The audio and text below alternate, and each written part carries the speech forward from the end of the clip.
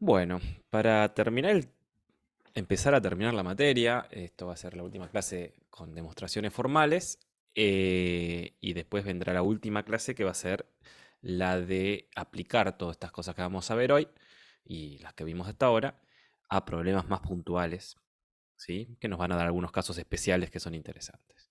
Entonces, vimos la vez pasada los cálculos de sólido rígido cuando el sólido es planar, cuando no tiene espesor, y ahora vamos a generalizarlos para sólidos volumétricos. Bueno, para empezar a estudiar eso, vamos a estudiar el caso más simple posible, que es la mancuerna. La mancuerna no es más que dos partículas, ¿sí? De principio de masa igual, ¿sí? M1 igual a M2 igual a una M. Que en este caso vamos a empezar con la mancuerna desbalanceada, que se llama. Está rotando en torno de este eje, del eje Z en este caso. Fíjese que I está para adentro acá, positivo. ¿Sí? Las dos partículas rotando en torno a Z y unidas por esta varilla de masa despreciable. Esto no es en ejemplo específico, porque acá la pelota está en el medio, pero para que se dé una idea, no encontré otra animación, está rotando cada partícula como las dos puntas de esta flecha, ¿no? O la de arriba describe un círculo ahí arriba y la de abajo describe un círculo ahí abajo. Las dos círculos, circunferencias en realidad, son paralelas al plano XY, ¿sí? Y lo que vemos es que en cada instante, cada partícula está en coordenadas opuestas, ¿sí? En el octante opuesto, ¿sí? Así que si esta está en X y Z, esta estará en menos X, menos Y, menos Z.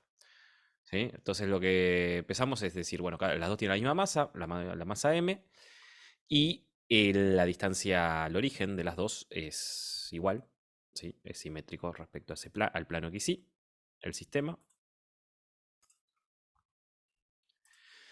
Tenemos lo que se llama el radio de giro, o sea, como cada una de estas está describiendo una circunferencia en un plano paralelo al plano XY, ¿sí? El radio de esa circunferencia es la proyección del brazo de la varilla en este plano, que no es más que R, siendo R el módulo de los vectores R1 y R2, por el seno de phi, siendo phi el ángulo este que está inclinada la mancuerna respecto al eje Z.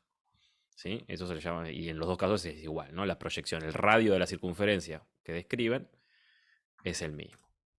Entonces, la posición en función del tiempo de la partícula 1, que es la de arriba, ¿sí? Va a ser la coordenada en X, va a tener el radio de giro por coseno de omega t, porque recuerden que está describiendo una circunferencia rotando en el tiempo con una frecuencia omega, ¿sí? La frecuencia en este caso está en el eje de rotación. En este caso está girando visto desde arriba antihorario. Así que, como ya vimos en movimiento circular, la coordenada X de este tipo de movimiento es el radio de giro por coseno de omega t. Y la Y es el radio de giro por seno de omega t. Y la Z es fija, porque está la partícula en este plano, a una altura, si quieren, R coseno de phi, porque coseno es el adyacente al ángulo phi. La partícula 2 va a estar en las coordenadas opuestas a estas, en menos R1 coseno de omega ti menos R1 seno de omega tj menos R coseno de phi k. ¿Sí? Está siempre en la coordenada opuesta. Y las velocidades también son opuestas. ¿Sí?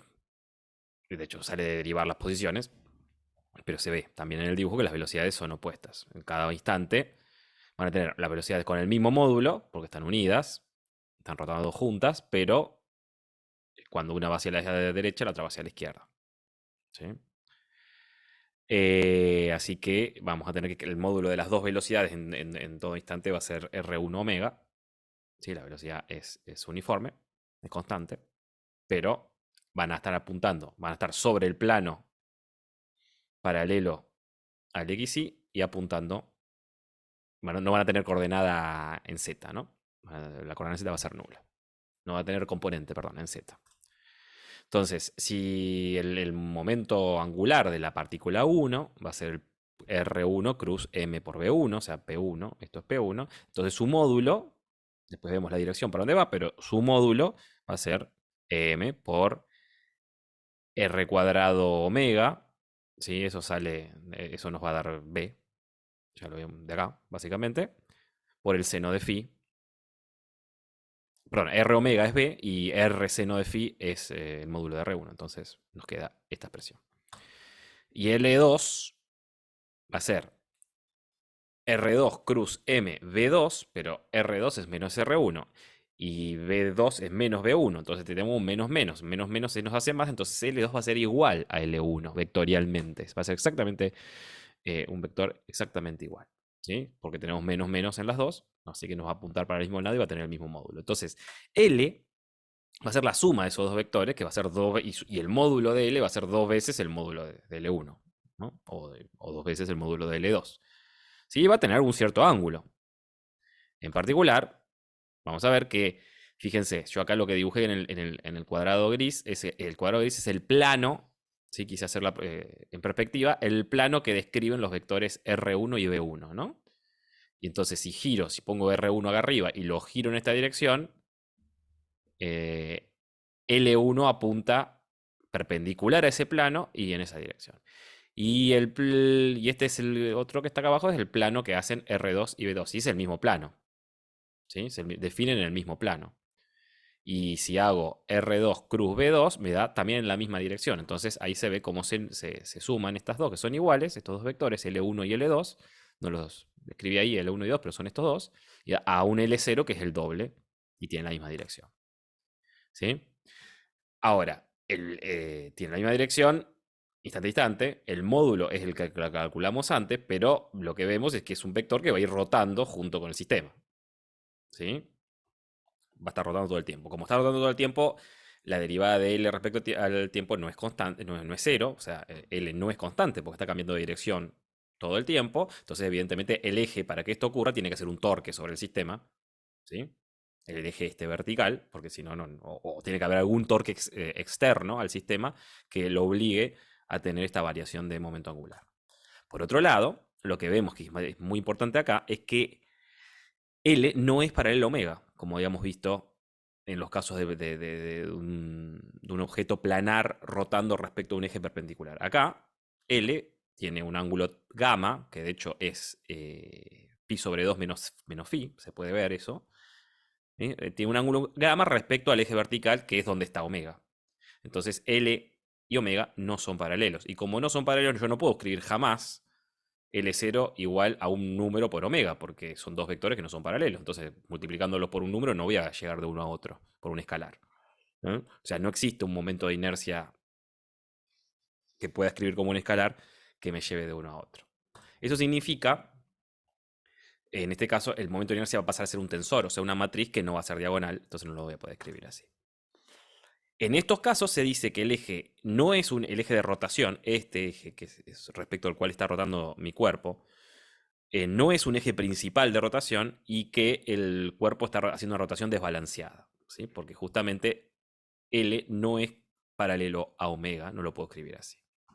¿Sí? Ahora, ¿qué pasa si en vez de tener la mancuerna tengo esta B corta? ¿No? Esto está en perspectiva, ¿sí? Es una B corta simétrica respecto al eje. O sea, la partícula que estaba acá abajo, ahora la puse, me la llevé para arriba. ¿Sí? Visto desde arriba sería así. Están las dos bueno, visto de arriba el otro también sería así, ¿no? Pero están las dos girando en el mismo en la misma circunferencia. ¿Sí? En el mismo plano, las dos partículas. ¿Sí? Las demás cantidades son todas iguales. Las masas son iguales, el radio de giro es el mismo, ¿sí? Solamente que ahora esta que está acá abajo va a rotar acá arriba, es una B corta. ¿Sí? Ahora, la posición R1 la podemos, en función del tiempo, la podemos escribir así. Sí, fíjense que saqué factor común R porque están todos los términos. Pero bueno, es lo mismo que teníamos antes. ¿Sí? Esta es exactamente igual. Ahora lo que pasa es que R2 no va a ser la opuesta de esta, sino que va a ser igual, solo que va a tener opuesta solo la coordenada X. Porque va a estar rotando con esta, pero siempre enfrentada. ¿Sí? No, perdón, las dos coordenadas. Va a tener opuestas las dos coordenadas X e Y, o sea, las del plano este. Siempre va a estar del otro lado de la circunferencia. ¿Sí? Diametralmente opuesta. Entonces tiene cambiado el signo de los dos términos en X y en Y. ¿Sí? La coordenada Z, en cambio, es la misma para las dos, porque están las dos rotando en el mismo plano. Bien, las velocidades van a ser iguales y opuestas, ¿sí? En este instante, esta va para allá, esta va para allá. Y en T0, vamos a simplificar un poco las cuentas, en vez de hacerla en general, vamos a hacerla para T0. En T0, digamos que están acá, ¿no? Que pasan por las dos, están cruzando el eje X, ¿sí? Una de cada lado. Entonces eso es más fácil. Entonces podemos describir que la posición de R1 a T0, en el instante 0, es evaluar esto en 0, ¿sí? Y nos queda esta cantidad. Y de R2 es igual, solo que tiene cambiada la coordenada X. La coordenada Y de las dos es 0 y la coordenada X es opuesta. Y la coordenada Z es la misma porque están las dos en el mismo plano. Entonces, la velocidad en este instante se ve del dibujo, son las dos verticales, una va para arriba y una para abajo, tienen solamente coordenada J verticales en este plano, ¿no? Perdón, no acá. ¿Sí? Tienen solamente componente en Y, son iguales y opuestas. ¿Sí? Con esas dos cantidades puedo construir cuánto vale L1 y L2 en el instante 0. ¿Sí? L1 en el instante 0 es hacer el producto vectorial, les cuento que da esto, y L2 en el instante 0 les cuento que da igual, excepto que tiene cambiada la coordenada X. Entonces lo que tenemos es que L1 apunta para un lado, L2 es igual, pero apunta para el otro, ¿sí? Cambiada la coordenada X. Eso es en el instante 0. ¿Sí? Entonces ahora cuando la sumo para tener el momento angular total del sistema, ya no suman, no son exactamente iguales, entonces lo que hacen es sumarse en cuadratura, como dos vectores que son, ¿sí? Y las componentes en el plano x, y son iguales y opuestas, se me cancelan, entonces solamente sobrevive la componente z, que va a ser la suma de las dos componentes z. ¿Sí? L0, el L total va a ser la suma de estos dos y me va a quedar solamente la componente z. ¿Sí? Y entonces ahora sí, en este caso, L va a ser paralelo a omega, porque va a estar solo sobre el eje Z. ¿Sí? Por la simetría del problema. Cuando esto ocurre, ¿sí? O sea, este es el sistema más simple que tiene simetría de inversión, se llama. Cuando yo, si tengo una partícula o un pedazo de masa de un lado del eje de rotación, en el lado opuesto, diametralmente opuesto, describiendo el mismo círculo, la misma circunferencia, tengo otro pedazo de masa igual. Entonces, si eso pasa, este es el caso más simple, dos partículas, pero eso si fuera un anillo, también tendría este mismo tipo de simetría, ¿sí? Entonces, si estoy rotando respecto a un eje tal que pasa eso, que de un lado de un eje hay un pedacito de masa, del otro lado, del lado diametralmente opuesto, hay otro pedacito de masa igual, eso significa que el cuerpo respecto a ese eje tiene simetría de inversión y ese sí es un eje principal. Y el momento angular, en ese caso, sí va a ser paralelo a omega y yo voy a poder escribir a L como el momento de inercia respecto a ese eje por omega. Es un eje principal de rotación. Cada cuerpo, fíjese acá, este prisma tiene un eje principal de rotación que pasa por el medio del cuerpo, ¿sí? Ahí ven que respecto al eje siempre es simétrico, siempre hay un pedazo de masa diametralmente opuesto a cualquier otro. Este es otro eje de rotación principal, ¿sí? Y me falta acá, no entró, el eje de rotación que pasa por la mitad y sale por las caras largas y finitas, ¿sí? Todo cuerpo tiene al menos tres ejes de rotación, tres ejes principales de rotación que son perpendiculares, y respecto a cada uno de esos ejes va a tener lo que se llama un momento principal de inercia, que en general, como son perpendiculares y son tres, se les va a llamar X y Z. Fíjense que es al menos tres, ¿no? Porque una esfera, cualquier eje de rotación para una esfera que pase por el centro de la esfera es un eje principal de rotación. O sea, tiene infinitos una esfera, pero al menos por más deforme que sea el cuerpo, va a tener tres ejes de rotación principales, donde se cumple que si rota respecto a ese eje, el momento angular es paralelo a la velocidad angular. ¿Sí? Y eso no solamente para pedazos de prismas y cosas que giran, es muy importante para moléculas, por ejemplo. ¿Sí? Las simetrías de las moléculas determinan muchas de sus funciones. ¿Sí? Y siempre voy a saber que tengo tres de estos. ¿Sí? El L0, el momento angular, da lo mismo para cualquier punto sobre el eje principal. Entonces, vamos a poder decir que tengo un momento de inercia respecto al eje y no respecto a un punto, como decíamos hasta ahora, ¿no? Podemos decir, como da lo mismo para cualquier punto, ¿sí? Y entonces, la contribución de momento angular de cada pedacito de masa respecto a ese eje va a ser esta LI, que va a ser la masa de ese pedacito, por la distancia al eje de rotación al cuadrado. Ya no al origen, sino al eje de rotación al cuadrado. ¿Sí? Eso va a valer. Entonces, el momento de inercia respecto a un eje principal que pasa por el centro de masa, todos los momentos principales pasan por el centro de masa, pero no todos los que pasan por el centro de masa son principales. Va a tener esta pinta, ¿no?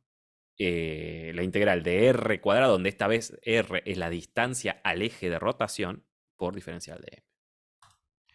Bien, ¿cómo es la energía entonces de un objeto tridimensional que está rotando? Bueno, cada diferencial de masa va a aportar con una energía diferencial de m sobre 2 por b cuadrado. A b cuadrado lo puedo escribir como r, a b lo puedo escribir como r omega, entonces esto me queda r cuadrado omega, y entonces lo que tengo acá, cuando integro la energía cinética total, ¿sí? Me falta un igual acá. Esperen que tengo que corregir esto. Ahí está, se me ha piantado un diferencial de masa acá, es un medio, lo tiene que haber. O sea, cuando integro, tengo que integrar sobre el diferencial de masa con cada una de sus distancias al eje de rotación, y eso lo que me queda acá no es más que el momento de inercia que pasa por el centro de masa respecto a ese eje. ¿Sí?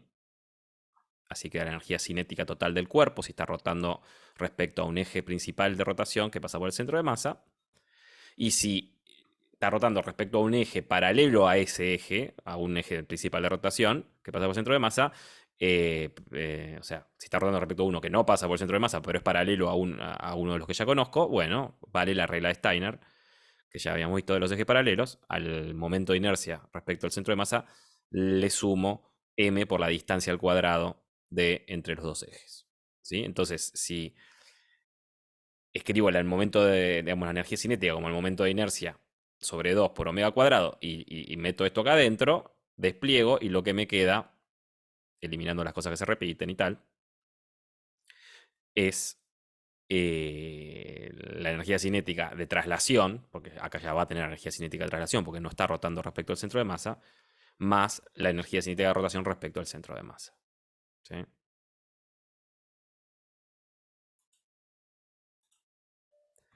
Bien.